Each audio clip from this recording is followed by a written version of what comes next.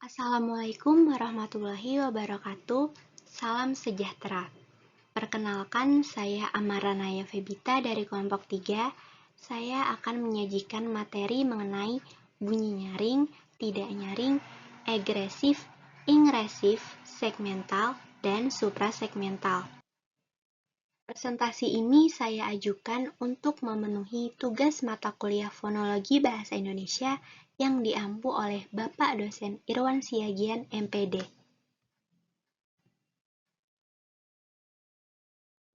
Materi ini terdiri dari hakikat bunyi bahasa, bunyi nyaring, bunyi tidak nyaring, bunyi egresif, bunyi ingresif, bunyi segmental, dan bunyi suprasegmental. 1. Hakikat bunyi bahasa. Menurut Abidin Yunus pada tahun 2019, bunyi bahasa dapat diartikan sebagai bunyi yang diartikulasikan dan menghasilkan gelombang bunyi, sehingga dapat diterima oleh telinga manusia. Berdasarkan pendapat tersebut, titik artikulasi adalah sebuah titik yang terjadi karena pertemuan antara dua artikulator yang saling mengadakan permainan, sehingga menghasilkan bunyi bahasa. Artikulasi berfungsi untuk meningkatkan cara pengucapan kata sehingga bahasa yang dilafalkan dapat dipahami lawan bicara. Contoh, hentian atau stop terjadi karena aliran udara terhenti sepenuhnya pada suatu tempat oleh alat ucap yang menutup rapat, sehingga terbentuklah bunyi-bunyi seperti P, B, T, D, K, dan G. Pada kata pulau, baca, tidur, dia, kita, dan goa. Berdasarkan contoh tersebut, menandakan bahwa artikulasi adalah perubahan rongga dan ruang dalam saluran suara untuk menghasilkan bunyi bahasa demi kata yang baik, benar, dan jelas. Menurut Muslich Masnur tahun 2018, bunyi dihasilkan dari getaran yang cukup kuat untuk dapat dihantarkan ke alat dengar oleh udara sekitar. Proses pembentukan bunyi terjadi apabila arus udara mengalir dari atau ke paru-paru yang menimbulkan adanya getaran. Berdasarkan penjelasan tersebut, organ pernapasan juga mempengaruhi pembentukan suara karena saat kita bersuara, maka aliran udara masuk pada paru-paru. Contoh, saat berbicara dan tertawa, kita dapat menghasilkan getaran atau bunyi. Proses manusia menghasilkan bunyi atau suara yaitu dengan cara adanya getaran vibrasi yang berasal dari pita suara yang dibantu oleh aliran udara dari paru-paru. Mekanisme suara ditangkap oleh telinga, yaitu adanya gelombang bunyi yang bergerak melalui rongga telinga luar dan mengakibatkan membran timani bergetar. Getaran tersebut diteruskan menuju tulang-tulang pendengaran. Tulang-tulang pendengaran aliran udara akan memperbesar getaran yang kemudian disalurkan melalui tingkap oval, sehingga cairan limfa di dalam koklea ikut bergetar. Akibatnya, sel-sel rambut sel korti terangsang. Rangsangan mencapai ujung-ujung akhir sel saraf dalam sel korti dan selanjutnya dihantarkan menuju pusat pendengaran di otak oleh saraf pendengaran.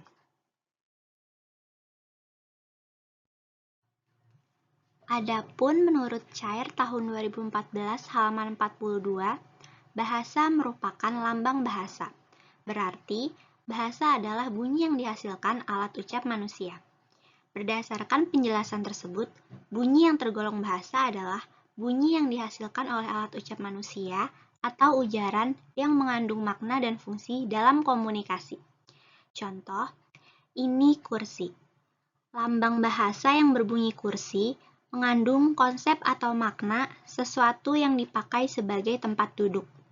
Sedangkan bunyi teriakan, batuk, bersin, meskipun berasal dari alat ucap manusia, akan tetapi tidak bisa disebut sebagai bunyi bahasa, karena tidak bisa dikombinasikan dengan bunyi lain untuk menyampaikan pesan. Contoh tersebut menandakan bahwa Yang termasuk bunyi bahasa adalah bunyi yang memiliki makna atau pesan. Sintesis teori. Berdasarkan pendapat-pendapat tersebut, dapat disintesiskan bahwa bunyi bahasa adalah bunyi yang dihasilkan oleh alat ucap manusia. Bunyi bahasa dapat pula diartikan sebagai bunyi yang diartikulasikan melalui berbagai proses yang kemudian menghasilkan gelombang bunyi sehingga dapat diterima oleh telinga manusia. Bunyi bahasa sangat berperan dalam suatu bahasa, karena bunyi merupakan sarana komunikasi bahasa secara lisan, sehingga juga menjadi objek kajian para linguis atau ahli bahasa. 2. Bunyi nyaring. Menurut Saifuddin tahun 2011, bunyi nyaring merupakan jenis bunyi yang ditandai dengan adanya getaran atau vibrasi pada pita suara atau pita glotis. Dari uraian di atas, bunyi nyaring merujuk pada jenis bunyi yang menghasilkan getaran atau vibrasi pada pita suara. Bunyi ini terbentuk ketika aliran udara dihentikan dan dikeluarkan dengan melepaskan bibir atau organ bicara lainnya. Bunyi nyaring memiliki sifat kuat dan jelas terdengar. Dalam bahasa Indonesia, terdapat huruf yang diucapkan dengan nyaring, antara lain konsonan R dan vokal A. Contoh, huruf A pada kalimat "Ia berjanji buku ini akan digunakan sebagai panduan untuk menangani COVID-19 di Indonesia." Kalimat di atas memiliki bunyi nyaring pada font A pada kata akan, karena bunyi A merupakan bunyi vokal nyaring yang dihasilkan dengan membuka mulut lebar dan membiarkan suara keluar tanpa hambatan.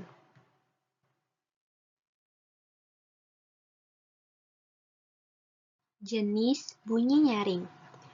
Menurut Alvin dan Roshi di tahun 2019, bunyi nyaring dapat ditemukan dalam vokal dan konsonan.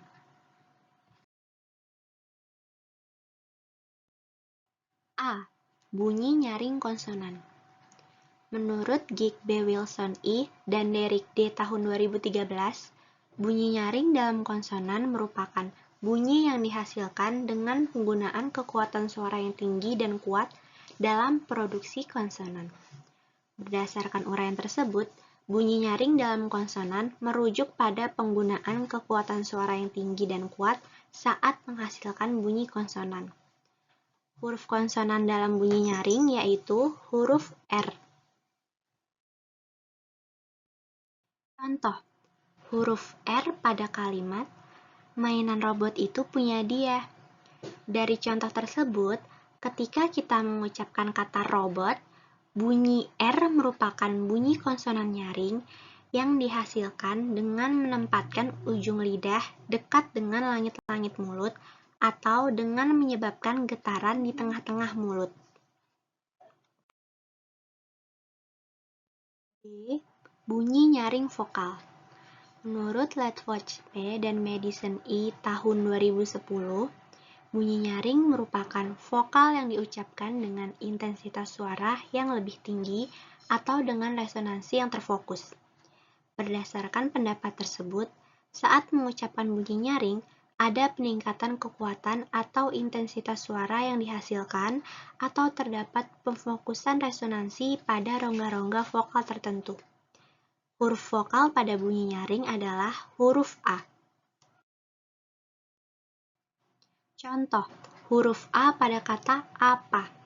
Kata apa di atas adalah bunyi nyaring karena vokal tersebut diucapkan dengan intensitas suara yang tinggi dan lebih terdengar keras. Bunyi tersebut dihasilkan dengan membuka mulut lebar dan menghasilkan suara vokal pendek.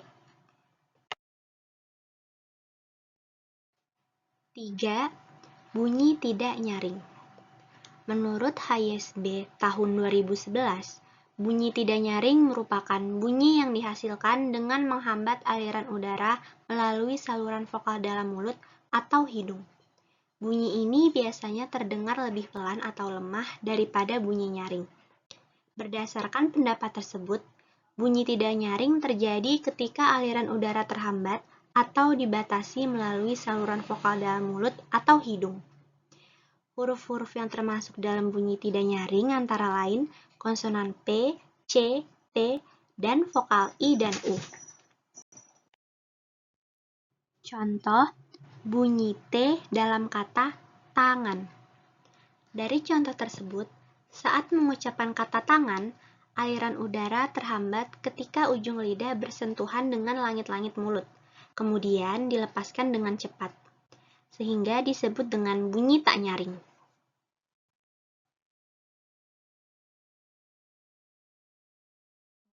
Bunyi tidak nyaring menurut Yavas M. tahun 2016 antara lain A. Bunyi tidak nyaring dalam konsonan.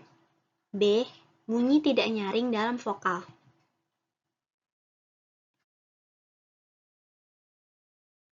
Bunyi tidak nyaring dalam konsonan.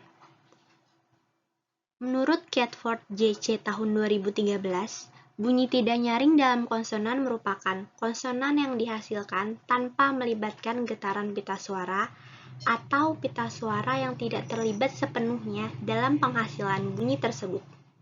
Berdasarkan pendapat tersebut, bunyi tidak nyaring dalam konsonan disebut sebagai konsonan tak bersuara atau konsonan mati. Huruf konsonan dalam bunyi ini adalah huruf P, C, dan T. Contoh, bunyi P dalam kata pohon. Pada kalimat tersebut, saat mengucapkan kata pohon, tidak ada getaran yang terjadi pada pita suara, sehingga disebut dengan bunyi tidak nyaring.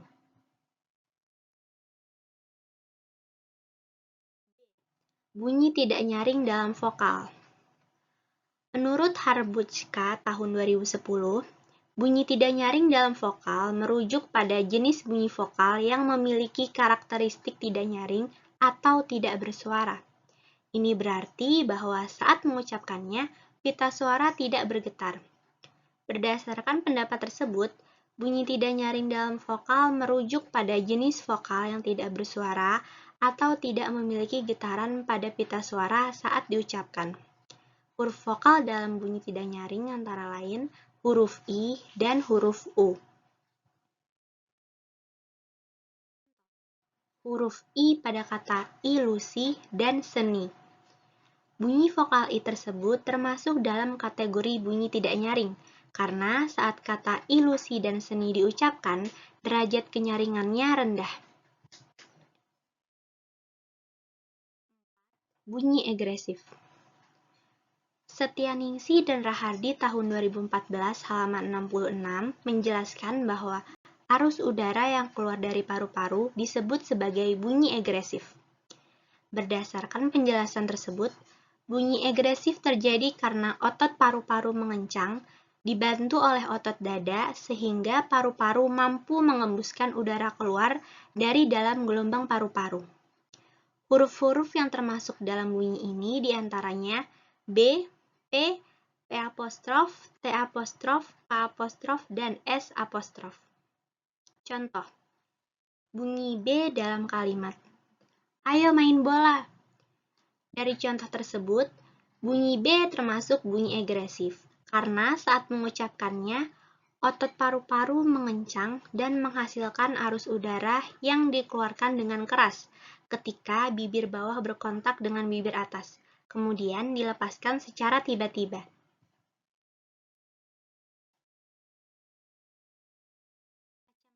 Bunyi agresif.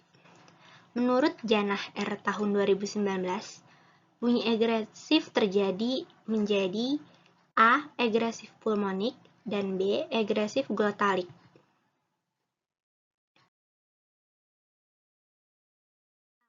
Agresif pulmonik. Menurut Gusenhoven C. tahun 2020, agresif pulmonik merupakan jenis konsonan yang dihasilkan dengan adanya aliran udara yang keluar dari paru-paru melalui saluran udara mulut atau hidung. Berdasarkan penjelasan tersebut, agresif pulmonik merujuk pada jenis arus udara yang keluar melalui paru-paru saat mengucapkan bunyi konsonan. Contoh, bunyi plosif seperti huruf P pada kata payung. Dari contoh di atas, bunyi plosif termasuk dalam kategori pulmonik karena pengucapannya melibatkan penggunaan paru-paru sebagai sumber utama udara yang digunakan. Ketika kita mengucapkan bunyi plosif, kita mengisi paru-paru dengan udara melalui inspirasi. Selanjutnya, udara yang ada di paru-paru digunakan untuk menghasilkan bunyi ketika penghalang seperti bibir untuk bunyi P dilepaskan secara tiba-tiba, menghasilkan suara letupan plosif.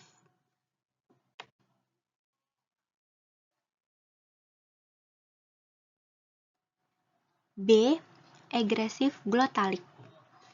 Menurut Roach-P tahun 2015, agresif glotalik merupakan jenis bunyi konsonan yang dihasilkan dengan melepaskan aliran udara dari rongga glotis. Bunyi agresif glotalis disebut juga bunyi ejektif yang ditandai dengan tanda apostrof. Berdasarkan pendapat tersebut, bunyi agresif glotalik adalah konsonan yang dihasilkan dengan melepaskan aliran udara dari rongga glotis. Contoh, kata isapan atau isapan. Berdasarkan contoh di atas, bunyi S pada kata isapan juga termasuk bunyi agresif glotalik.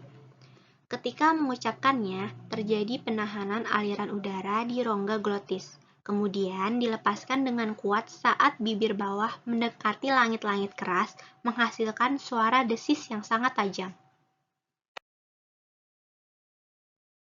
5. Bunyi ingresif. Menurut Alvin dan Roshi di tahun 2019, bunyi ingresif dibentuk dengan cara mengisap udara ke dalam paru-paru. Berdasarkan penjelasan tersebut, bunyi ingresif adalah bunyi yang dihasilkan dari arah udara masuk ke dalam paru-paru. Contoh, konsonan K dalam kata kapur. Berdasarkan contoh di atas, bunyi K dianggap bunyi ingresif karena dalam mengucapkannya, udara dihisap ke dalam paru-paru dengan menutup langit-langit mulut dengan belakang lidah, kemudian dilepaskan dengan melepaskan penutupan tersebut.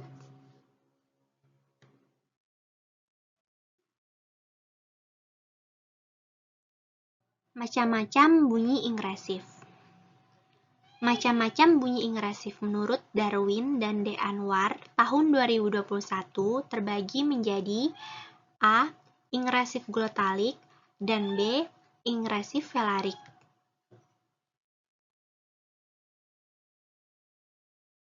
A. Ingresif glotalik. Marsono tahun 2019 menjelaskan bahwa ingresif glotalik ialah bunyi bahasa yang terbentuk dengan arus udara ingresif atau masuk dengan mekanisme glotalik. Mekanismenya dengan merapatkan pita-pita suara sehingga glotis tertutup rapat sekali. Dari pendapat tersebut, ingresif glotalik mekanisme produksinya melibatkan merapatkan pita suara sehingga glotis tertutup rapat, yang memungkinkan udara untuk disedot masuk ke dalam rongga glotis. Contoh, konsonan H pada kata hujan. Berdasarkan contoh tersebut, bunyi H termasuk bunyi ingresif glotalik karena ketika mengucapkannya, udara diisap masuk ke dalam paru-paru dengan merapatkan pita suara, sehingga glotis tertutup rapat sekali. Bunyi H dihasilkan ketika udara tersebut dilepaskan melalui celah sempit pada pita suara yang tertutup. Ingresif velarik. Menurut Saputra N. tahun 2020, ingresif velarik dibentuk dengan cara menghisap udara dan menaikkan pangkal lidah dalam langit-langit lunak bersama-sama dengan merapatkan bibir. Begitu pula ujung lidah dirapatkan ke dalam gigi atau gusi. Berdasarkan pendapat di atas, bunyi ingresif velarik dibentuk dengan menaikkan pangkal lidah ditempatkan pada langit-langit lunak. Contoh, konsonan N dalam kata mengapa. Dari contoh tersebut, bunyi N termasuk bunyi ingresif velarik. Ketika mengucapkannya, udara dihisap dan lidah dinaikkan ke arah langit-langit lunak, sehingga terbentuk penutupan di daerah velum atau langit-langit lunak dan pangkal lidah mendekati langit-langit lunak. Kemudian, penutupan tersebut dilepaskan dengan melepaskan penahanan dan menghasilkan bunyi en. 6. Bunyi segmental. Segmental menurut Verhaar tahun 2010 pada halaman 48 mengacu pada pengertian bunyi-bunyi yang dapat disegmentasi atau dipisah-pisahkan. Ahmad dan Abdullah tahun 2013 menjelaskan bahwa dalam arus ujaran itu ada bunyi yang disegmentasikan sehingga disebut segmental. Berdasarkan penjelasan di atas, segmental adalah bunyi yang dihasilkan oleh pernafasan, alat ucap, dan pita suara. Terdiri dari segmen-segmen tertentu yang mengacu pada pengertian bunyi-bunyi yang dapat dipisah-pisahkan. Biasanya dinyatakan secara tertulis dengan abjad, persukuan, dan penulisan kata. Contoh, kata matang dapat disegmentasi atau dipilah menjadi a, t, a, n, g.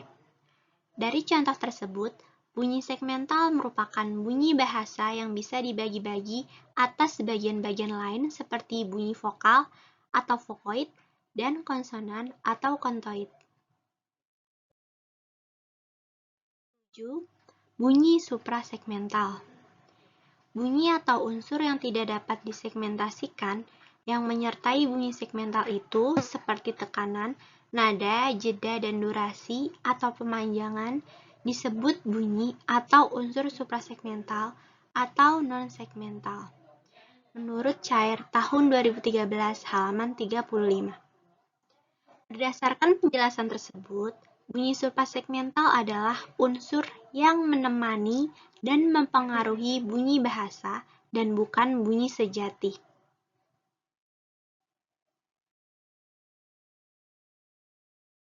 Unsur-unsur suprasegmental menurut Abidin Yunus tahun 2019 antara lain A. Tekanan, B. Nada, C. Jeda, dan D.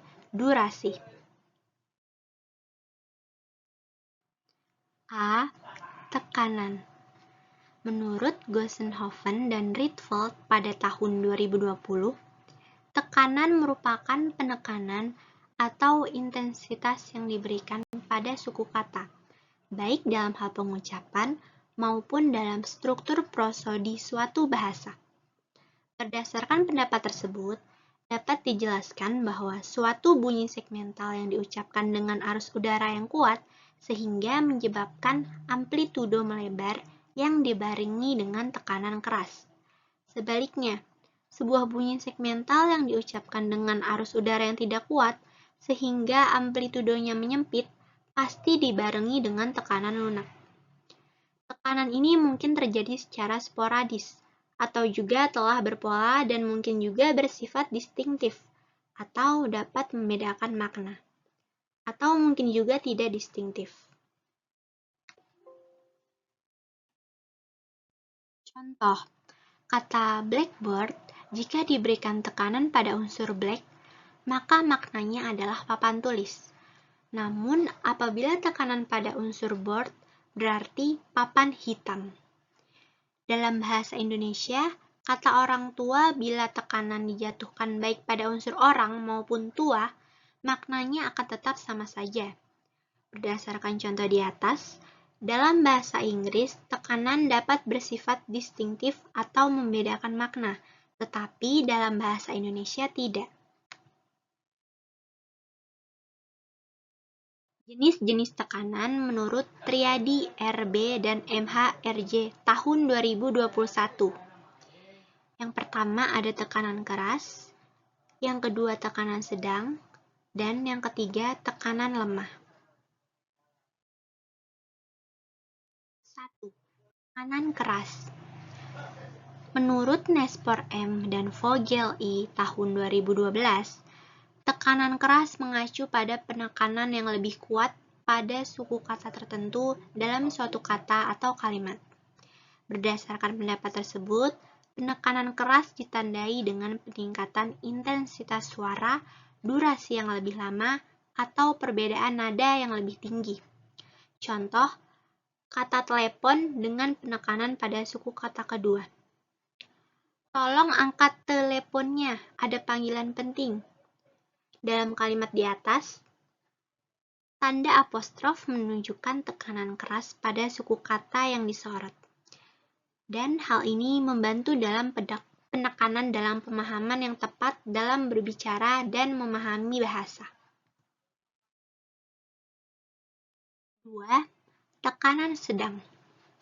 Menurut LAT-DR tahun 2010, tekanan sedang atau tekanan tengah adalah penekanan yang diberikan pada suku kata dalam sebuah kata atau frasa. Biasanya suku kata yang mendapatkan tekanan sedang akan memiliki intonasi yang lebih kuat atau vokal yang lebih panjang dibandingkan dengan suku kata yang tidak mendapatkan tekanan. Berdasarkan pendapat tersebut, tekanan sedang dapat ditandai dengan variasi intonasi yang lebih ringan atau durasi vokal yang lebih pendek dibandingkan dengan suku kata yang mendapatkan penekanan kuat. Contoh, kami mengucapkan selamat ulang tahun kepadamu. Contoh di atas menunjukkan unsur suprasegmental tekanan sedang yang ditandai dengan simbol strip. Dalam tekanan tersebut, kata-kata yang ditekankan ditulis dalam huruf tebal. Tekanan pada kalimat yang ditebalkan menunjukkan pentingnya kata tersebut dalam kalimat dan membantu menyoroti informasi yang diungkapkan. 3. Tekanan lemah. Menurut Richter pada tahun 2010, tekanan lemah merupakan suatu suku kata dalam kata memiliki tekanan yang lebih rendah dibandingkan dengan suku kata lain dalam kata tersebut. Ini berarti tekanan lemah menggunakan intonasi yang lebih rendah atau durasi vokal yang lebih pendek dibandingkan dengan suku kata yang mendapatkan tekanan kuat atau sedang. Contoh, dia tinggal di rumah besar. Dalam contoh di atas, unsur suprasegmental tekanan lemah diletakkan pada suku kata yang biasanya ditekankan, namun dengan tekanan yang lebih ringan atau lemah. Hal ini dapat mempengaruhi pengucapan dan intonasi kata dalam percakapan sehari-hari. B. Nada. Abdullah pada tahun 2013 halaman 34 mengatakan nada atau pitch berkenaan dengan tinggi rendahnya suatu bunyi. Bila suatu bunyi segmental diucapkan dengan frekuensi getaran yang tinggi, tentu akan disertai nada yang tinggi. Sebaliknya, jika diucapkan dengan frekuensi getaran yang rendah, tentu akan disertai juga dengan nada yang rendah. Nada ini dalam bahasa-bahasa tertentu bisa bersifat fonemis maupun morfemis. Tetapi, dalam bahasa-bahasa lain mungkin tidak. Biasanya nada dikenal dengan 5 tanda, yaitu 1. Nada naik atau meninggi, yang biasanya diberi tanda garis ke atas. 2. Nada datar, yang biasanya diberi tanda garis lurus mendatar. 3. Nada turun atau merendah, yang biasanya diberi tanda garis menurun. 4. Nada turun naik, yakni nada yang merendah lalu meninggi. Biasanya ditandai dengan tanda V. 5. Nada naik turun, yaitu nada yang meninggi lalu merendah. Biasanya ditandai dengan tanda seperti huruf V terbalik. Nada yang menyertai bunyi segmental di dalam kalimat disebut intonasi. Dalam hal ini biasanya dibedakan menjadi 4 macam nada. 1. Nada yang paling tinggi yang diberi tanda dengan angka 4. 2. Nada tinggi yang diberi tanda dengan angka 3. 3. Nada sedang atau biasa yang diberi tanda dengan angka 2. Dan 4. Nada rendah yang diberi tanda dengan angka 1. Contoh, sate, pemberitahuan bahwa ada sate. Sate, menanyakan tentang sate. Sate, memanggil penjual sate. Berdasarkan contoh di atas, sebuah kata yang diucapkan dapat dianalisis sesuai dengan tinggi rendahnya nada. Jeda. Menurut Octavia dan Wahyu tahun 2018, jeda atau persendian berkenaan dengan hentian bunyi dalam arus ujaran. Berdasarkan pendapat tersebut, jeda adalah suatu hal yang menyangkut perhentian bunyi dalam bahasa. Disebut jeda karena adanya hentian itu, dan disebut persendian karena di tempat perhentian itulah terjadinya persambungan antara dua segmen ujaran. Kesenyapan awal dan akhir ujaran bunyi ditandai dengan palang rangkap memanjang. Kesenyapan di antara kata ditandai dengan palang rangkap pendek, sedangkan kesenyapan di antara suku kata ditandai dengan palang tunggal. Contoh, es tungtung dan es woles. Kesenyapan terjadi pada kata es tungtung dan es woles. Ketika akan mengujarkan kata es tungtung dan es woles, terjadi kesenyapan yang tak terbatas sebelumnya. Kesenyapan tengah terjadi antara ucapan kata-kata dalam kalimat, misalnya pada kata es dan tungtung dan pada kata es dan woles, meskipun kesenyapan bunyi yang diujarkan secara singkat.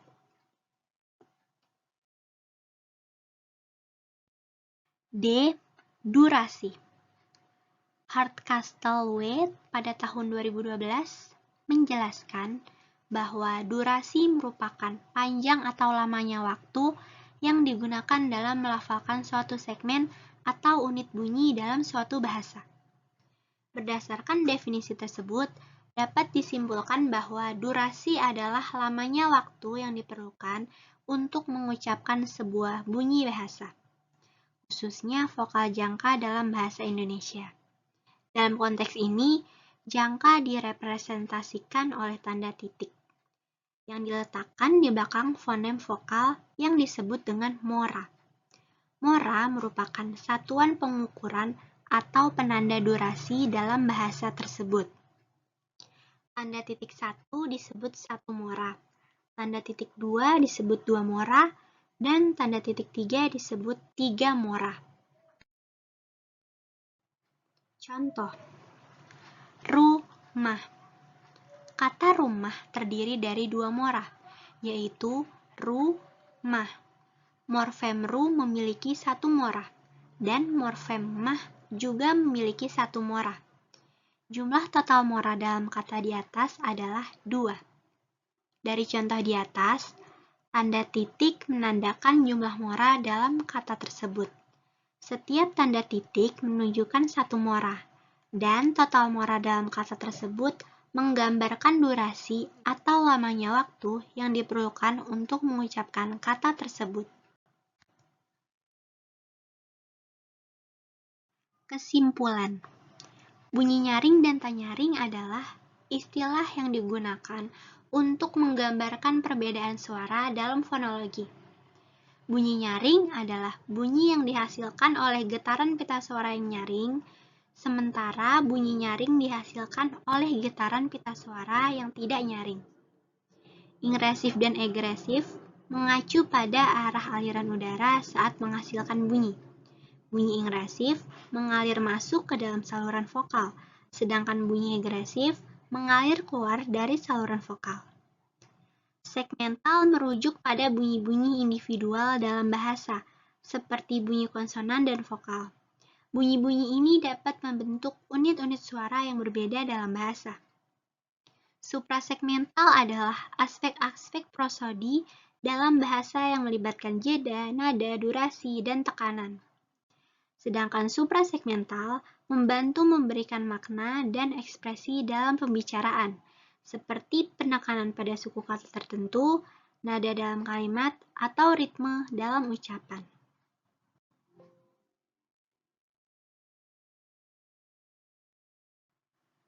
Berikut adalah daftar pustaka atau daftar rujukan.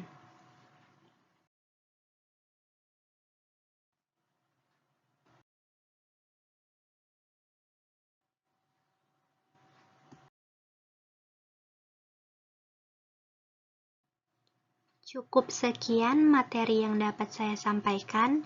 Apabila ada penjelasan yang kurang jelas, mohon dimaafkan. Semoga apa yang telah saya sampaikan dalam video ini dapat bermanfaat bagi kita semua. Saya akhiri, wassalamualaikum warahmatullahi wabarakatuh.